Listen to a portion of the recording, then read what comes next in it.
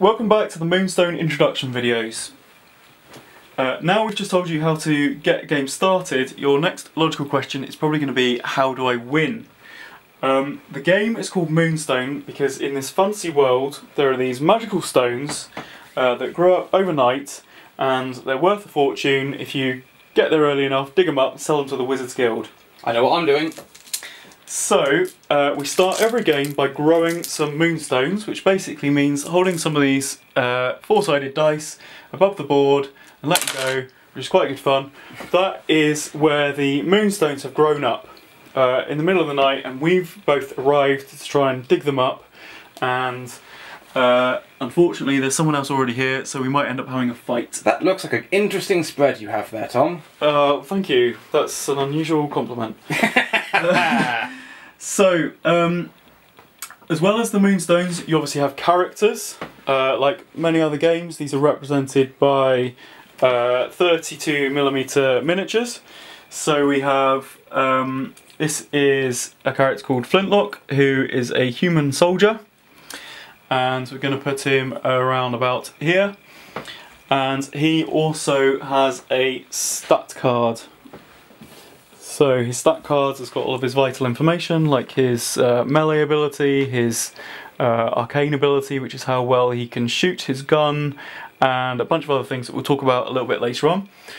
So the first thing that you would do in a given turn, just going to try and find somewhere where you can see that, is allocate the energy to each of your characters. Energy is basically action points. As players get wounded or use their energy, they become less capable. I'm going to flash up now on screen the stat card so that you can see it in a bit more detail. There are 3 dots on the bottom of the stat card in this health bar, which are blue. Those are the energy pips. They basically mean that as long as he hasn't had those health boxes filled in through wounds, he generates that much energy at the start of the turn. That makes sense to me. So he has 3 energy. And he activates. It's an alternating activation game. If you'd pass me the tape measure a second. Of course. So he activates. He gets to do his jog action. That's right. At the beginning of his turn, which is a free move. So he's going to move 4 inches for free. Why is it a free move, Tom? It's one of the actions which are available. In a second, we'll go through all of the actions that a character can take. Sounds good. I'll just show quickly how you win the game, and then we'll go through all the other options. Of course. So he can now spend 1 energy on a step to move 1 more inch towards the stone. Unfortunately, this stone is showing a number 2, which is its depth value, which means you need to spend 2 energy to pick it up. So he spends his remaining 2 energy, and he's now in possession of a moonstone. Nice. At the end of the game, the player who is in possession of the most moonstones is the winner. So we've seen 3 actions there. The jog action, which is a free action that anyone can take. You can move up to 4 inches in any direction. Yep. But you can't move out of engagement with an enemy. You've got a step action, which costs 1 energy, which you can do in any direction. You're unhindered, okay. Including through difficult terrain and things like that. Right. And we saw a harvest action, which costs 1 energy for every number on the stone. Some stones are harder to get out the ground than others. Okay. There are a couple of other actions. Oh. If you would turn to the page in your rulebook and remind me. So the first, would you be interested in the energy cost as well? Absolutely. Okay. The first one we have is the step, as we've already covered, which costs 1 energy. We also are followed by the jog, which we've also seen, which is free. And then the next one we haven't covered is the traverse action. Now that costs 2 energy. Okay, so traverse action, very simple.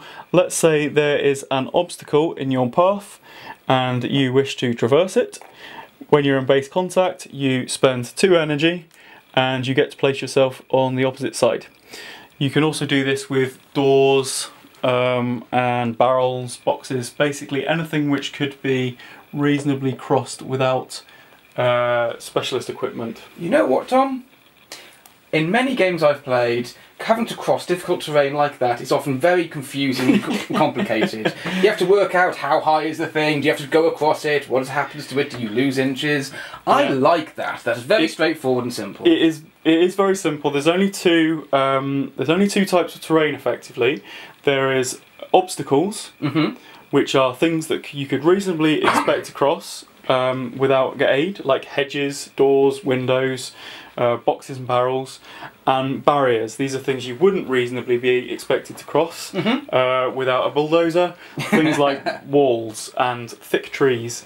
So anything which is in the first category, 2 energy, and you're on the other side of it. If you want to jump through a window, go for it. Fantastic. Okay, next up we have a melee attack which costs 1 energy, but I believe we'll be covering that properly later on. We will, yeah, we're going to do a whole video on that in a second. Wonderful.